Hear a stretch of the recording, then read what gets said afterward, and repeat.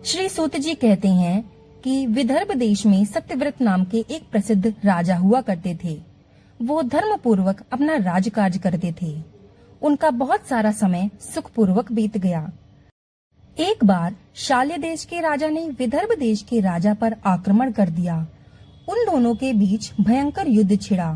दोनों पक्षों में बहुत सी सेना मारी गई और अंत में विदर्भ देश के राजा भी उनके हाथों मारे गए। विदर्भ देश की गर्भवती स्त्री ये सब देखकर बहुत दुखी होकर वन चली गई।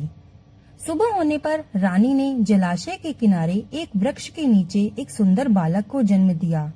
उसके बाद वो बहुत प्यास से व्याकुल होकर जलाशय से पानी पीने गई।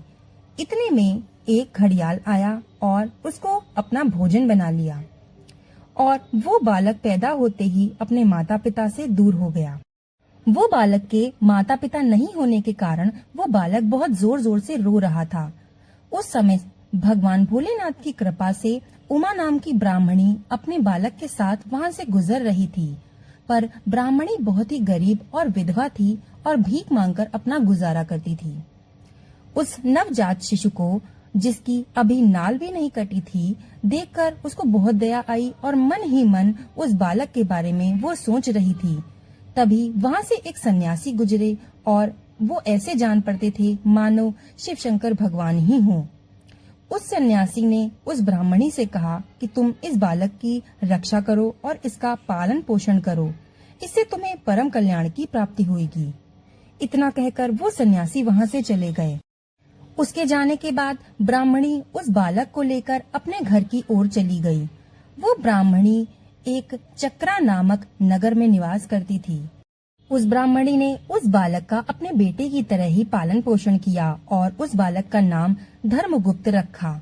वह भिक्षा से ही अपने पुत्र और राजकुमार का पालन पोषण करती थी। एक दिन वो ब्राह्मणी भिक्षा मांगते हुए उन दोनों बालकों के साथ देव मंदिर चली गई और इस समय यहाँ पर शांडिल्य मुनि पधारे हुए थे। ब्राह्मणी ने शांडिल्य मुनि को प्रणाम किया और पूछा कि हे मुनि, इस बालक को मैं एक सन्यासी के कहने पर अपने घर ले आई हूँ, लेकिन अभी तक मुझे इसके कुल का पता नहीं चला है। इस बालक का भी मैं अपने पुत्र के समान ही पालन पोषण करती हूँ। कृपया करके आप अपने ज्ञान चक्षु से देखकर मुझे ये बताएं कि ये बालक किस कुल का है, इसके माता पिता कौन हैं। तब मुनिवर ने कहा कि ये विदर्भ देश के राजा का पुत्र है। इसके माता पिता की मृत्यु हो चुकी है। मुनिवर ने ब्राह्मणी को इसके माता पिता की मृत्यु कैसे हुई ये भी बताया। ये सब सुनकर ब्राह्मणी को बहुत दुख हुआ और आश्चर्य भी हुआ। उसने मुनिवर से पूछा कि हे मुनिवर, ये बालक राजा का पुत्र होते हुए भी मेरे साथ भिक्षा मांग रहा है और भिक्षा पर ही निर्भर है। इसकी दरिद्रता कैसे सुधरेगी और ये अपने राज्य को कैसे प्राप्त करेगा? कृपा करके कोई उपाय बताएं। तब शांडिल्य मुनि बोले कि इस बालक के पिता विदर्भराज पूर्व जन्म में पांड्य देश के राजा थे। एक दिन प्रदोष काल में राजा बड़ी भक्ति भाव से महादेव जी की आराधना में मगन थे। इस समय उनके नगर में बहुत भारी कोलाहल मच गया। उस शोर को सुनकर राजा ने बीच में ही भगवान शंकर की पूजा को छोड़ दिया और राजभवन से बाहर निकल गए।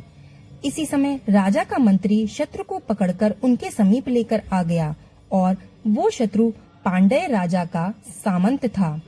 उसको देखकर राजा को बहुत क्रोध आया और उन्होंने उसका मस्तक कटवा दिया। शिव की पूजा को छोड़कर नियम को पूरा करे बगैर ही उन्होंने रात में भोजन भी कर लिया। इस प्रकार राजकुमार भी पूजा करे बिना ही प्रदोष काल में भोजन करके सो गया। वहीं राजा अगले जन्म में विदर्भ राज हुआ और वही राजकुमार अगले जन्म में राजा का पुत्र बना। भगवान शंकर की पूजा में विघ्न होने के कारण शत्रुओं ने उस राजा को सुख भोग के बीच ही मार डाला। पूर्व जन्म में उसका जो पुत्र था, इस जन्म में भी उसका ही वो पुत्र है। भगवान शिव की पूजा का उल्लंघन करने के कारण इस जन्म में उसको दरिद्रता प्राप्त हुई। इसकी माता ने पूर्व जन्म में छल करके अपनी सौत को मार डाला था, इसलिए वह भी मृत्यु को प्राप्त हुई। हे ब्राह्मणी, तुम्हारा पुत्र पूर्व जन्म में ब्राह्मण था। इसने पूरा जीवन दान ही लिया था और यज्ञ आदि सत्कर्म नहीं किए थे, इसलिए इस जन्म में उसको दरिद्रता प्राप्त हुई।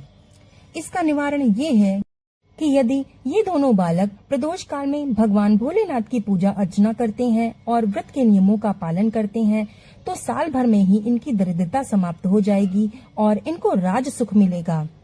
इसके बाद ब्राह्मणी दोनों बालकों को लेकर अपने घर चली गई और 4 महीने के बाद एक दिन ब्राह्मणी का पुत्र नदी में स्नान करने गया। वहाँ उसे धन से भरा हुआ एक मटका मिला।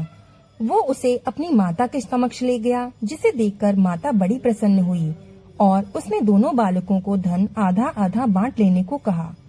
परंतु धर्मगुप्त ने वो धन लेने से साफ इनकार कर दिया और कहा कि प्रत्येक व्यक्ति को अपने कर्म और भाग्य का फल भोगना पड़ता है। इस प्रकार पूजा करते हुए दोनों बालकों का 1 वर्ष पूरा हो गया। एक दिन दोनों बालक वन में भ्रमण करने चले गए। चलते चलते वो काफी आगे जा चुके थे। अचानक उन्होंने कुछ गंधर्व कन्याओं को वहाँ खेलते हुए देखा। ब्राह्मणी के पुत्र ने धर्मगुप्त को आगे जाने से मना किया और कहा कि यहाँ गंधर्व कन्याएं हैं और किसी को भी अपनी ओर आकर्षित कर सकती हैं। लेकिन धर्मगुप्त निडर होकर आगे बढ़ता रहा। जब मुख्य गंधर्व कन्या ने राजकुमार को देखा तो वो आकर्षित हो गई और वो राजकुमार से बातचीत करने लगी। जब राजकुमार ने बताया कि वो विदर्भ देश के राजा का पुत्र है, मेरे माता पिता अब इस संसार में नहीं है और शत्रुओं ने मेरे राज्य पर कब्जा कर लिया है, उस कन्या ने अपना परिचय देते हुए बताया कि मैं विद्राविक नामक गंधर्व की पुत्री हूँ।